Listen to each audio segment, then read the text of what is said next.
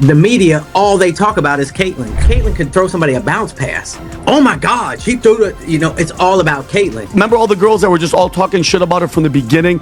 This was a tune change because that's how they roll. That WNBA is woke as shit. The NBA is woke as shit. And they had to tell her, you better change your thing or we're not going to get behind you 100%. And she did. She bowed down, and that's exactly what happened. You're too cute by half, and you've managed to piss off your fans. Caitlin Clark was recently named Times Athlete of the Year, a major milestone for such a young talent. But instead of universal celebration, the honor has been clouded by controversy following comments she made in the interview. "I want to say I've earned every single thing," Clark stated, "but as a white person, there's a privilege. This league has kind of been built on black players who have been really good." Her candid admission sparked a firestorm.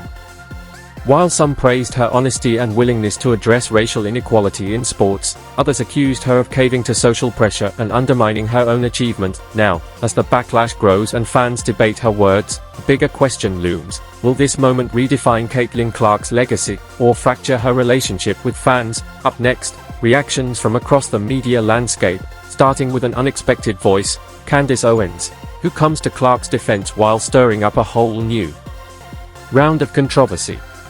22 years old. I don't know a single commentator out there, Megyn Kelly included, who did not at some point throughout their political career have the wrong perspectives. But for whatever reason, we've decided Caitlyn's not allowed that time to grow. She's not allowed time to change. She's got to be a perfect MAGA candidate and I guess stand up to the entire mob. This girl's literally being bullied, physically bullied, I will say, by the way, on the court. And we know the basis of that is quite racist.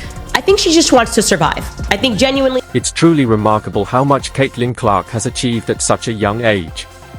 Her rapid rise to stardom often makes it easy to forget that she's still at the beginning of her journey. As she navigates the pressure of the spotlight and becomes a central figure in broader cultural debates, it's important to offer her some grace and understanding. Next, we turn to David Portnoy, founder of Barstool Sports and a well-known social media personality. Unlike many weighing in on the Caitlin Clark controversy, Portnoy is a true sports enthusiast. He shared his raw, unfiltered take in a casual rant posted to Instagram and Twitter, offering his perspective on both Clark's comments and the public's reaction. Caitlin Clark's popularity has absolutely nothing to do with the color of her skin. Anybody who has actually watched women's basketball or watch Caitlin knows she plays totally different than any woman. David Portnoy pushes back against the idea that Caitlin Clark's success stems primarily from white privilege. Instead, he argues that it's her exceptional basketball talent, her once-in-a-generation level of play, that has made her the most celebrated figure in women's basketball today, and possibly in the sport's history. Portnoy doesn't hold back in criticizing commentators who, in his view, lack any real connection to the game yet feel entitled to weigh in on the controversy. He points out how voices from across the cultural and political spectrum are hijacking Clark's fame, using her as a symbol to advance agendas she may not even support. This misrepresentation, he argues, has twisted both her words and her character, as people on all sides attempt to reshape the narrative to fit their own perspectives. All the people who are like co-opting this, who aren't real basketball fans, who aren't real Caitlin Clark fans, are like, oh, she got, the woke mob got to her. She's now saying her success is because of the skin and she has privilege. First of all, she didn't say she had that. She said she earned everything she got. But what do you want Caitlin Clark to... Portnoy expands on his perspective by emphasizing that context is crucial to understanding Caitlin Clark's comments. He argues that her remarks weren't meant as a bold political statement, but rather as a calculated attempt to navigate the complexities of her WNBA career. According to Portnoy, Clark's primary goal is to stay focused on basketball, avoid becoming a polarizing figure, and steer clear of the culture war narratives others are trying to impose on her. In his view, she's working to protect her career and authenticity, not make headlines. In a league that is predominantly African American, and she wants to maybe show up at work and not have people hate her. She wants the league to be successful. The more successful, more stars, the better it is for her and everybody in the league. This backlash of Caitlin turned on the league and Caitlin is woke and Caitlin is this. You fuckers are crazy, and that's what I hate. This for Caitlin has never been about politics, never been. The controversy surrounding Caitlin Clark may have amplified her visibility and viral buzz, but at her core, she remains humble and naturally averse to the spotlight. Clark has never positioned herself as a political figure. Her passion has always been basketball. It's the game she loves, excels at, and the very reason she was named Times Athlete of the Year. While debates swirling around her have certainly boosted her fame, perhaps it's time to shift the focus back to what truly matters, celebrating her for her extraordinary skill on the court. This very sentiment was echoed by legendary sports broadcaster Dan Patrick, who urged fans and critics alike to recognize greatness when it's right in front of us. Having witnessed decades of sports history, Patrick understands how rare moments of brilliance are, and Caitlin Clark is one of those rare talents. He reminds us that instead of tearing her down, we should appreciate her presence in the game, a generational player rewriting the story of women's basketball in real time. Just acknowledge Caitlin Clark changed the WNBA. That's it. It's okay. You want to throw in Angel Reese. You want to throw the memory of Cheryl Miller or Cynthia Cooper. Like, it's a win. We got to... Oh, God. Just, this is a unique moment. Caitlin Clark did for the WNBA what Wayne Gretzky did for the NHL. Not every move a public figure makes needs to be politicized. Sometimes, it's worth taking a step back to simply appreciate what made them exceptional in the first place. Recognizing Caitlin Clark's incredible athletic ability doesn't take anything away from the accomplishments of others. As Dan Patrick rightly points out, greatness should be acknowledged for what it truly is, regardless of the noise surrounding it. His message is clear: celebrate talent, don't distort it.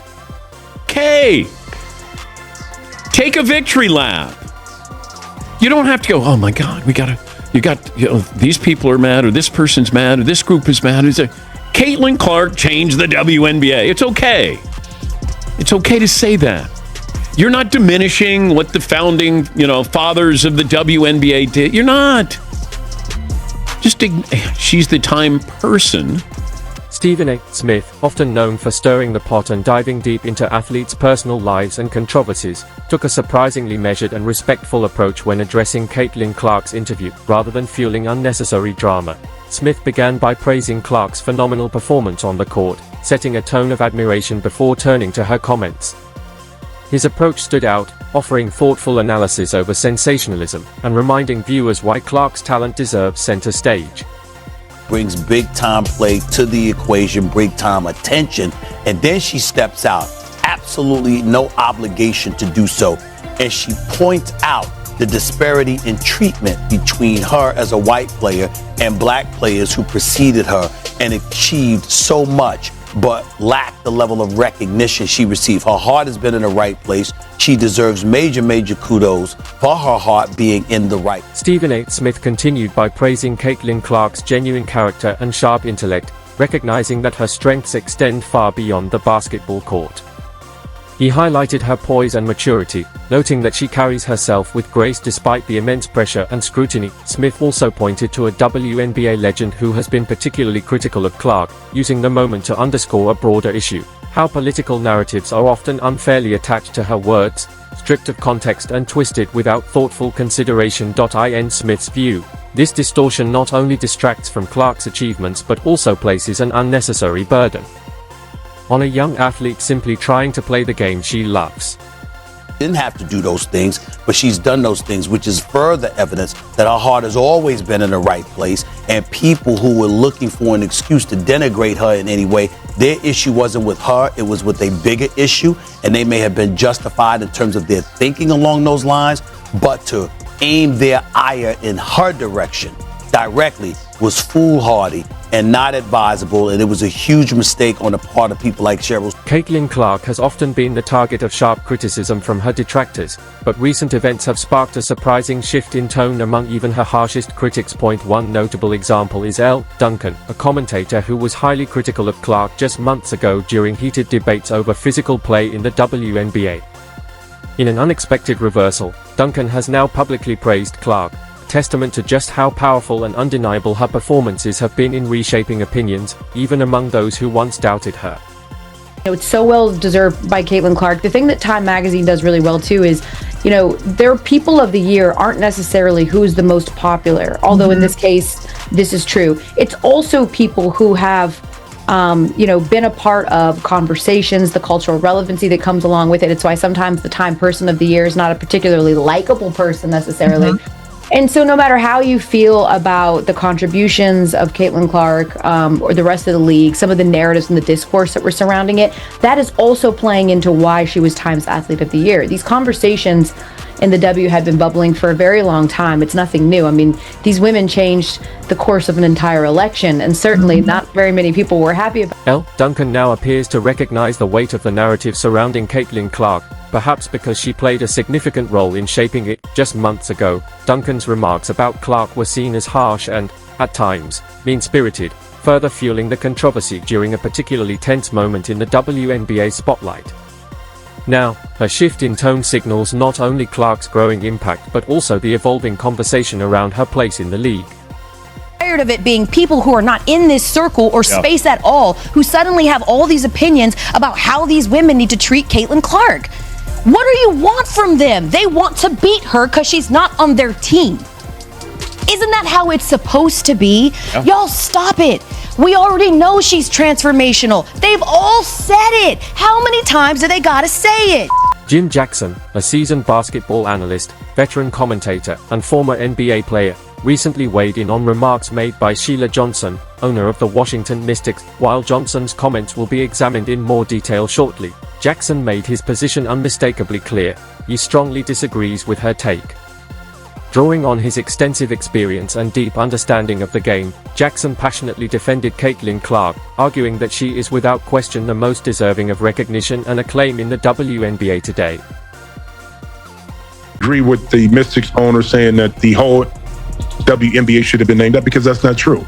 The whole WNBA benefited this year from the viewership increase because of the excitement between Angel Reese and also Caitlin Clark.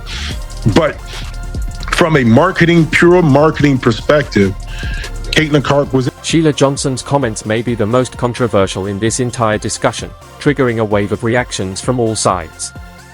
The response has been overwhelmingly negative, with many fans and commentators expressing confusion and frustration over the tone and intent of her statement. Critics question not only what she said, but why she said it, given the current climate surrounding Caitlin Clark and the WNBA. I feel really bad because I've seen so many players of color that are equally as talented, and they never got the recognition that they should have. And I think right now it is time for that to happen. So last night we read Time magazine where Caitlin Clark was named Athlete of the Year. Why couldn't they have put the whole WNBA on that cover and said the WNBA is the league of the year because of all the talent that we have? Because when you just keep singling out one player, it creates hard feelings. And so now you're starting to hear stories of racism within the WNBA, and I don't want to hear that. We have got to operate and become stronger as a league and respect everybody that's playing. And Sheila Johnson's remarks have been widely condemned by critics, who point to a glaring disconnect between her message and the realities of the situation. Her proposal to feature the entire WNBA on the cover under the title, League of the Year, was dismissed by many as tone-deaf and nearly farcical in its delivery. What drew even sharper criticism was the contradiction in her comments, claiming she didn't want to discuss race, yet opening with a pointed focus on racism. This irony wasn't lost on audiences, who felt her words only deepened the divide rather than promoting unity. Johnson said she wanted to avoid hard feelings, yet her statement only sparked more controversy. It's especially unfortunate that Caitlin Clark continues to be pulled into conversations about race, despite making no effort to insert herself into that narrative. This inconsistency was pointed out by Haines, who commented on the interview, highlighting how misplaced and unfair the scrutiny of Clark has become. She's always saddled with these issues that she doesn't have herself. This is not, they pitted Angel Reese against her, and it was always coming down to race and all these things. Caitlin Clark said in that interview, I earned everything I got. Her stats speak for themselves. She broke records that were 50 years old. but recognizing that this was built on the shoulders of people, a game she admired, players and teammates that she loved. And the most important thing she said, actually, is that brands and companies have to invest in those players too, and she needs to keep. Caitlin Clark has already done more than most to elevate women's basketball, not just by shining a light on the sport's challenges, but through her unmatched skill and the passionate fan base she's cultivated. She has become a true inspiration to many, and Megyn Kelly underscored this by praising Clark's ability to stay focused amid non-stop distractions. Kelly called it a testament to Clark's dedication, discipline, and professionalism, traits that continue to set her apart on and off the court. Jordan of the WNBA, and she's become a phenom in part because the players of the WNBA can't fucking stand her. Why? Because she's white. It's abject, absolute racism. It's total racism. And one of the things that's been admirable about Caitlin is she just continues to play her game and put points on the board. And she does very well, and she wins games, and she puts butts in the seats, and she sells tickets, and she gets people tuning in on television. And all really we want to hear from anybody about this is thank you. Thank you to Caitlin Clark for making our league relevant and so on. But instead, she's been bullied repeatedly by the players. However, Megyn Kelly has also emerged as one of Caitlin Clark's most outspoken critics in response to the interview. While she previously praised Clark's composure and talent, Kelly took issue with Clark's remarks about privilege, arguing that they conveyed an unnecessary sense of guilt or embarrassment about being white. She went further to suggest that parts of Clark's statement could be interpreted as insulting to black players, adding fuel to an already heated debate over how race, identity, and merit are discussed in the WNBA. The need to acknowledge her white privilege. Basically, she's sorry she's white. She feels really bad about it though, so you should give her a pass. And then she makes a point of saying the ones we really need to be celebrating are the black women on whose backs this league was built, which I have to tell you is so condescending. It really It's true that most of these black women have been bullying her and want her to understand it's their league. Hello, you don't own the league. Megyn Kelly further criticized Caitlin Clark for what she perceived as giving into pressure from the so-called woke mob and conforming to media-driven expectations. In her commentary, Kelly argued that Clark's remarks reflected a shift away from authenticity, suggesting that the young star may have felt compelled to appease cultural narratives rather than simply speak from the heart. Want her on the knee. You'll bend the knee and you'll apologize for being white, and you will suck up to the black women who built this league before you, or you will be beaten, you will be assaulted, and you will be bullied with no friends. So she does it. She finally did it. She bent the knee, self-flagellated. Megyn Kelly's sharp critique of Caitlin Clark's statements quickly sparked reactions from across the media landscape, including from conservative commentator Candace Owens. As noted earlier, Kelly did not hold back, accusing Clark of hypocrisy and questioning the sincerity behind her remarks. Her comments added another layer to the already heated discourse, prompting both backlash and support as public figures continue to weigh in. But if she really just wants the spotlight to be on the deserving black players who surround her and on whose backs this league was built, then you shouldn't have taken the honor. Then you should have said, make the WNBA the team of the year, the league of the year. What I don't need right now is an additional singled out honor. That's what she should have done. You can't have it. Gilbert Arenas praised Caitlin Clark for the undeniable positive impact she's had on the WNBA, even while acknowledging the controversy her rapid rise has stirred among players competing for the spotlight. Arenas encouraged others to view Clark's success as a net positive, not just for her career, but for the league and the sport as a whole. In his view, the attention she brings helps elevate the entire WNBA, opening doors for more visibility, fan engagement, and long overdue recognition. For the W, because it just keeps putting a light on the sport for everybody else to eat. And, sometimes, just as athletes, we are competitive by nature. And, we don't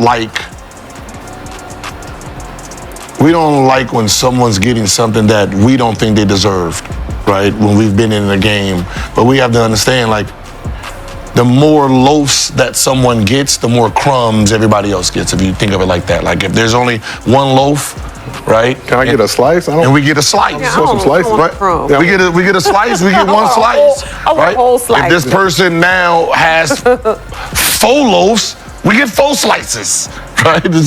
And I think the more walls get knocked down, there's more opportunity for everyone to.